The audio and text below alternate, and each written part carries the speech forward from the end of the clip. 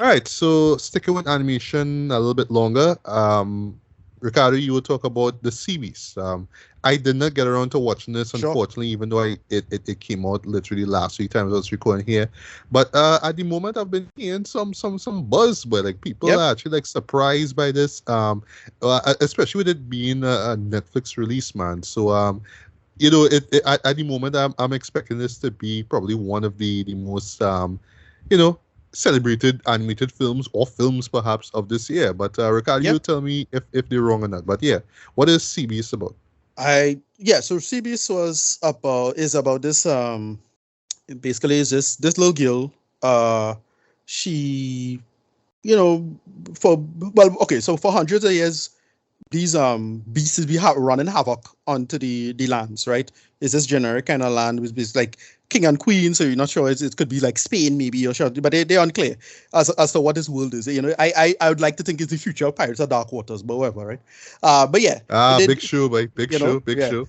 But yeah, so they're doing their thing, and it's just this nice fantasy world with all these beasts and whatnot. And then Jared Harris's character, he's captain of the ship they call Inevitable for years, called Captain Crow, and then you know, his adopted son Jacob, he kind of grooming for years to take the mantle, and they have this all these great books and adventures, all these beasts they conquer, and you have the first mate, she also legendary Sarah Sharp and whatnot.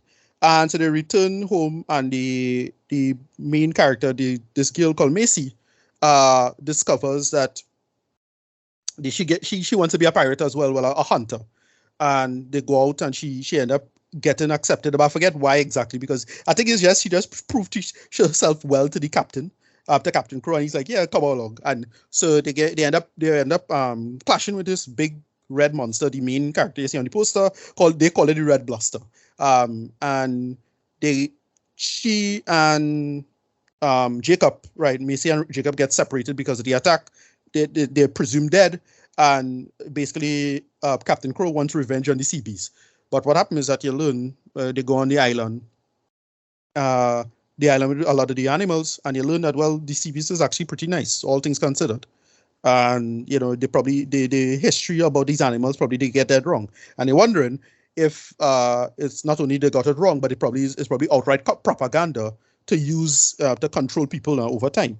And that's basically what Hmm. it plays out to it. Okay. And yeah, I thought this was excellent. It's the last time I enjoyed something like this was, well, How to Train Your Dragon.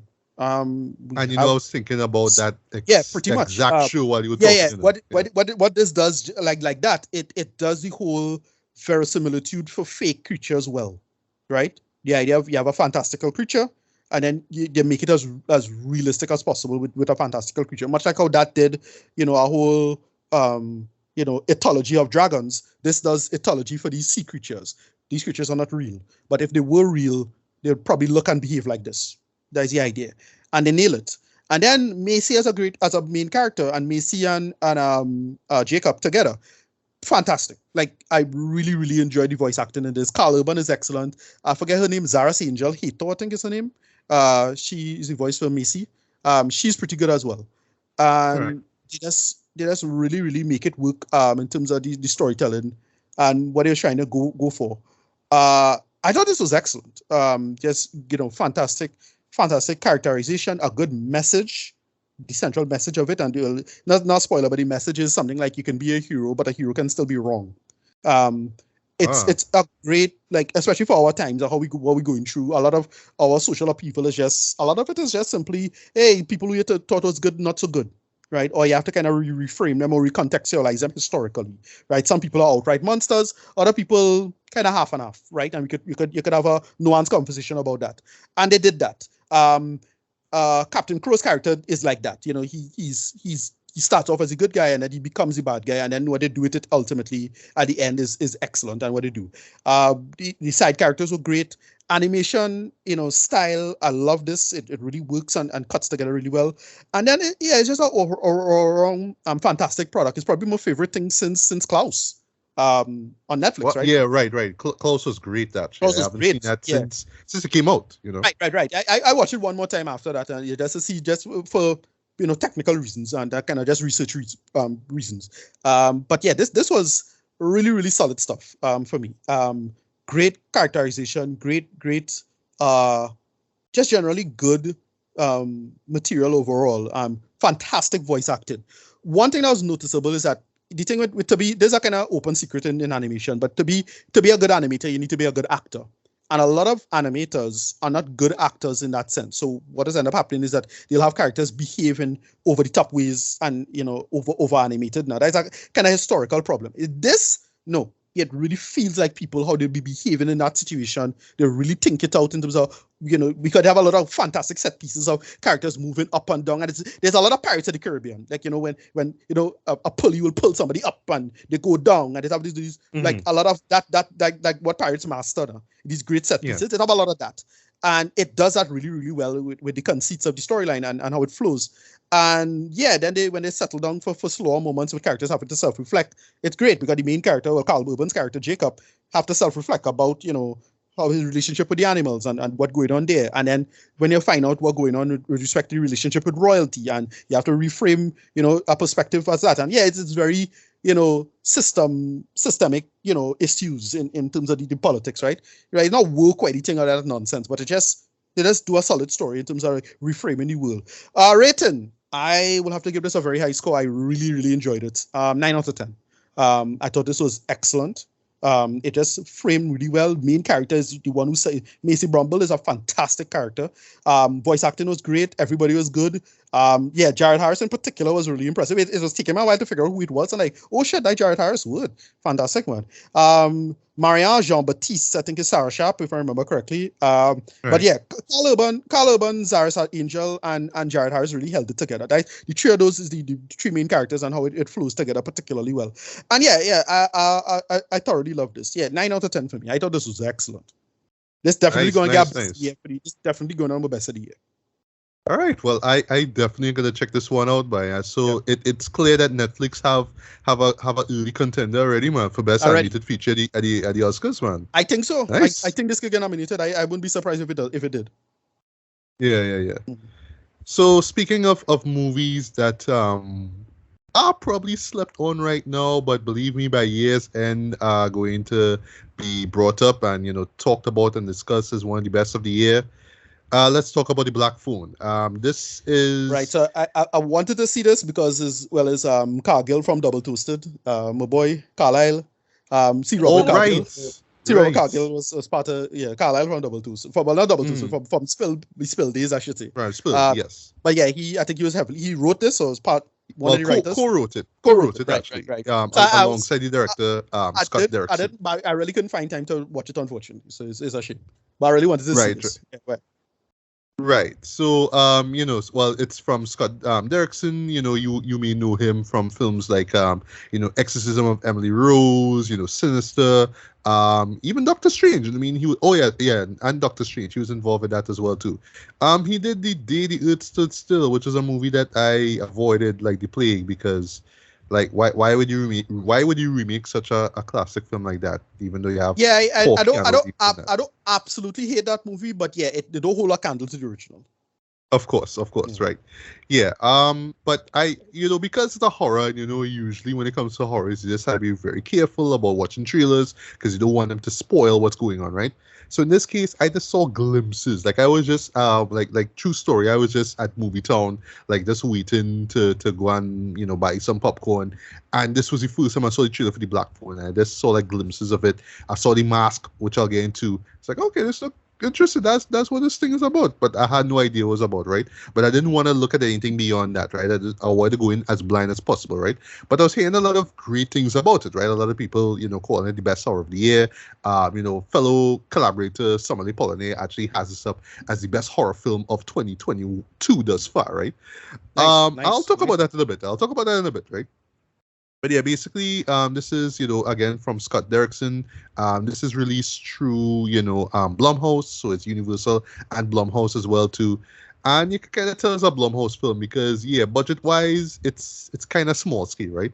But it's the way how they utilize it and make it work. You have to give them a round of applause, man. I mean, Jason Blum, knows his way around just, that not just so much of this not just crafting low budget horror films, but just making the most out of the budget, just making sure that it's more than the visual effects. It's all about like what's genuinely going on, right?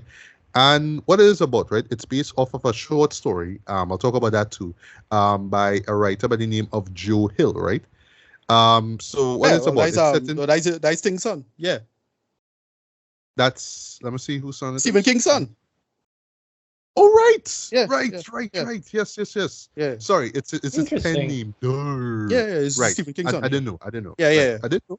Yeah, the pen name shit, right? Yeah.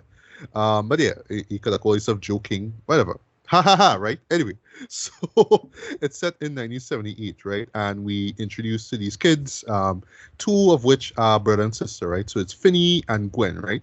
And the story pretty much follows Finney, right? So he's just this kid this young kid in high school. He's being bullied, but one day he meets this Hispanic kid, and it's how the Hispanic kid is introduced, right? Pretty much just like beating the shit out of this bully, like literally beating the shit out of him, right? You learn about Finney and Gwen. Their family were basically, they live in a single parent household because the mother passed away, but the dad is an alcoholic, and ever so often he would just kind of wild out and beat on them and whatnot, right? So it's rough for Finney and Gwen, right? But they get by best way they could, right? So it's established early on that there is this the serial child abductor in the area. Well, this is in Denver, by the name of the Grabber, right? He's this guy who just shows up in this van. Yeah, and what his MO is, how he works is that he will pretty much release this large, bundle of black balloons, right? So when he captures the individual, now he just kind of puts it in the back of the truck and he lets go of the balloons, and then he just drives off, right? So it's real ET slasher kind of Hannibal Lecter, or I should say Buffalo Bill-esque kind of vibe now, you know what I mean? Kind of Right. stifle the person, put them in the back of the trunk of a van, and then just speed off and carry him to the home and put them in this basement and torture them and all that kind of stuff. That's what he does, right? But he does that basically with kids in the area, right? So of course, the townspeople are like concerned, they want to know what's going on, right? And much to my surprise, because again going in blind, Finney is kidnapped, right? And he finds himself in the basement. He's put in this room, and ever so often the Grabber, who is played excellently by Ethan Hawke, would show up, right? And well, what the Grabber does is that he wears sort of like this variation of a mask, right? It's actually a really awesome mask though, very creepy. It has this kind of weird, it looks like sort of like an Asian demon, like how like how a Japanese demon would look like, or a ghost, whatever. So that's how the mask is, right? I think there's like two versions of it, but what he does ever so often is that he takes the top part off with the eyelids and all that kind of stuff, so you will see like the mouth is covered as well too, right? But it's very creepy, very effective, right? But you learn something about his sister Gwen. She actually is psychic. So she is able to see visions of his victims, or I should say, his victims pretty much, right? And there's this subplot involving her trying to tell the police about, hey, I know what happened to this person. No, I think I know what happened. I saw him or her in my dreams. And, of course, with her brother being kidnapped, she's trying to figure out what's going on as well too, right? And actually before I stop, but pretty much it's about Finney just trying to escape, right?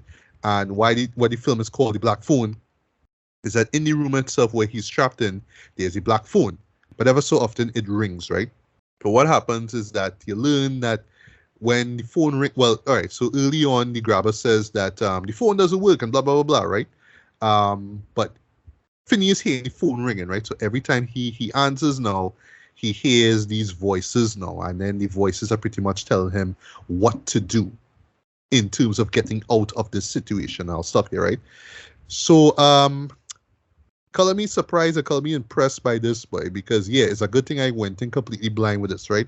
Now, at first, I wasn't sure of the type of film it was, right? I just went in thinking it's going to be some sort of psychological thriller. But what I didn't expect, though, is that there's some supernatural elements in it as well, too. And I should have known because it's Scott Derrickson, Sinister, and, Exorcism of Emily Rose, right? And I forgot to mention Delivers from Evil. So, yes, there's a supernatural angle to this, right? It's established early on with Gwen, right? But at first I was just like, all right, this, the horror trope, you have to have the character, especially a young kid who can see visions and is usually about something violent or disturbing. So I thought it was just going to stop there now. But then the black phone is brought into the equation. I'm like, oh, okay, that's what's going on, right? So I would confess, like, going in and while the show was playing out, I was a little confused as to what was going on and why, right? Because that's the thing about, horror films, right? Sometimes they leave certain things out in the open. So it's like, you just kind of question logic. It's like, all right, realistically, this won't happen. So why is this happening, right? But then you realize, look, it's a genre film. Just treat it as is. It's not so much about the why, but it's what and what it represents now. And that's when, it's very soon it just clicked with me. Oh, that's what the black phone is about. That's what these voices represent. And you actually see the people behind the voices. That's all I'll say, right? And how, each one pretty much helps Finney in terms of escaping this guy, right? And it just clicks. It just makes sense, right? So yeah, this one thing this show just does very well, dude. This has some strong writing, dude. I was like shocked at how strong this writing was, for a genre film, right? It's really one of those films that you kind of going, you're not really sure what's going on or why, but then it just starts to connect slowly but surely. It starts to connect. You're like, oh, okay. So you just kind of suspend your disbelief for a bit and understand, yes, in this world, people see visions and what somebody might be dead, but they're not really dead per se. That's all I'll say. It's horror. Roll with it. But it makes sense in terms of what the story is about. And really, it's just about, Finney and just him kind of coming to terms with the fact that, hey, if I have to escape this, I have to man up, I have to be strong, I have to think on my toes, and that's what it is. And it's a really, just strong writing, man. But what another aspect of the show that really shines, though, is the acting. Just the mere decision to just zero in the film on these basically newbies, these young actors. I thought it was a bold, but it was a very smart call. Mason Thames, who plays Finney, Madeline McGraw, who plays Gwen, both are excellent in this too. I would say the kid actors in this are excellent. I would say it always kind of reminds me a bit of like Stranger Things, like just having these young actors kind of drive the film, right? Or it, yes, exactly. Okay. Yeah. And without spoiling anything, there's one reference to it. When you see it, you'll know what it is, right? And there's a character who pretty much resemble, if I say who the character is from Stranger Things, you'll know exactly where they're coming from. But yeah, once I saw that guy, I was like, yeah, he's just like that douche from that season who we ended up caring about in a season. That's all I'll say without spoiling anything, right? But yeah, I thought it was a bold. It was a bold and a smart call to just have the show pretty much be zeroed in on these kids, boy. And they are, I don't want to say forced, but they are just more or less told by the director, if you will. They just had to do things, boy. Like, and it's some just daring things that they have to do, like just stuff that would make some people uncomfortable, but it's just like, nah, we really had to drive home the fact that this is not this is a cruel world for these kids here, man. Case in point, there's like one or two like really brutal fight scenes involving kids though, and I guess like if you're like real like like I don't want to see that, you know what I mean? Yeah, you will be turned off by it, but it's very effective and it totally works. And again, it just kind of sets up the world that if I remember correctly, just following a couple of interviews, because I haven't seen it, but a little scuttlebutt around it. It was like kind of reasonably accurate as to, well, how they used to treat children back in the 70s. Like, yeah, sorry, like it's a lot more corporal punishment and a lot more brutal fights and I mean, I don't try to make the case for we soft or anything like that. We just have better healthcare and better taking care of people, because that shit will mess you up in the long run. Yeah, it's like it was harsher back then. Yeah, it was, and the show does not shy away at all from telling you this, right? There's one genuinely uncomfortable moment involving Gwen and her dad just basically giving a lick straight, and just again, just painting this brutal portrait of just how kids had to, how kids were managing back then, right? So yeah, it's a rough world, and it's just basically how Finney and Gwen as well, to an extent, have to learn to rise above that, right? And I just love that message of the film, right? I love, like I don't want to say that I know a lot about late 70s America, especially in suburbia, but just the style of it and just the aesthetic of it, it feels very true to that era as well too, from the music to the clothing. This actually a really But what movie was that? What movie was that?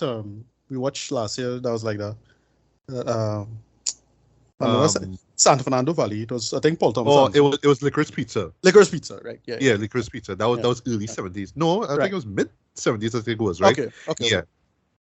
Right. So it's very authentic. That's all I'll say, right?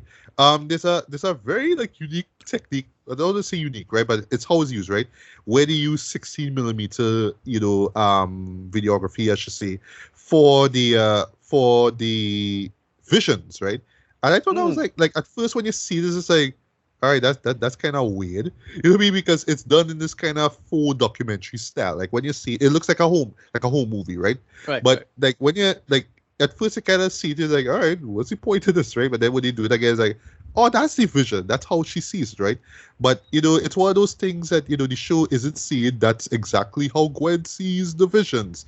It's just how the film decides to present it, right? And because we go with horror and we want to kind of get on their skin, yeah, those moments, even though they look like home movies, yeah, are generally creepy, especially knowing what the visions are about, right? Speaking of which, though, Ethan Hawke though is goddamn fantastic as the grabber though. He is as usual creepy AF. I mean, this was Arthur Harrow. We saw him as Arthur Harrow. Yeah, for real. Yeah, he does what. Right. And he was creepy. Okay. He wasn't all that creepy, but he was just flat out weird. He was weird. But it's something about this guy, Jed. I mean, props to Ethan Hawke, Joe. Great actor, right? Of course, yeah. But it's something about when he plays these villainous roles, though. He just have this weird way about him. How much time he's play villains? Like, I know, right? That many times, yeah. He's always playing, but when he does, it's good. Yeah, when he does do it, yeah. This guy is just goddamn weird and creepy. And it is the typical, I'm a serial killer, I'm just doing this for the thrill and all that kind of stuff, and I know more than you, and you thought you was trying to escape, that kind of thing. Like you've seen it before with Silence of the Lambs. And if I just have a slight gripe, there are some tropes, some serial killer tropes, like, okay, I'm gonna keep you here, and you're gonna try to escape, and typical stuff that you probably see in serial killer films like that, right? But here, especially with how he plays Grabber, it works. That mask is goddamn awesome in my opinion, man. You know what I mean? But yeah, in closing though, I just didn't know where the story was going, and at first, at times I was just like, all right, this is not what I expected, but I'm not sure if it worked for me.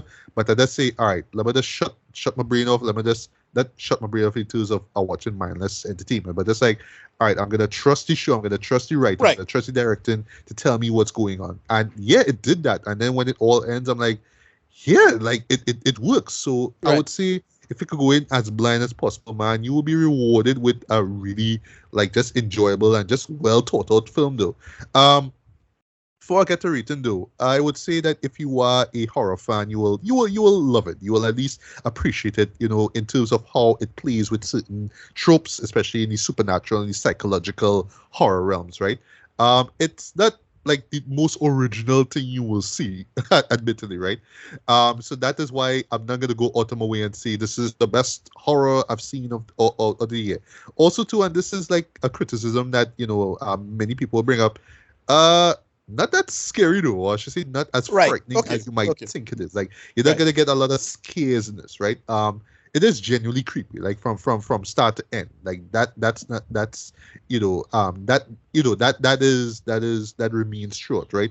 But I would admit though, I was expecting at least a few more scares. Like there's a couple of good jump scares, right? And you don't really see that these days. You get like hokey jump scares. These ones are genuine, they're well earned, right? But yeah, admittedly, I was just like, all right, I get the story, I get what they're going for, but you could add a few more scares, man, a few more bits of tension in it to really make it stick with me, to really make me like feel it in my spine and whatnot, right? But yeah, for what it's worth, I thought that the film, regardless of the lack of scares, if you want to call it that, was still fantastic, man.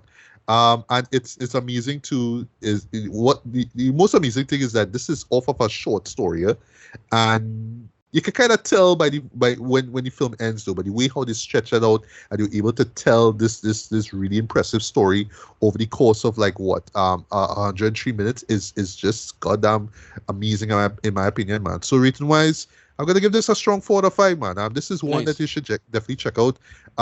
This is one that probably will be slept on during the months or so, but believe me, by year's end, this is gonna come up in terms of best of the year discussions, man.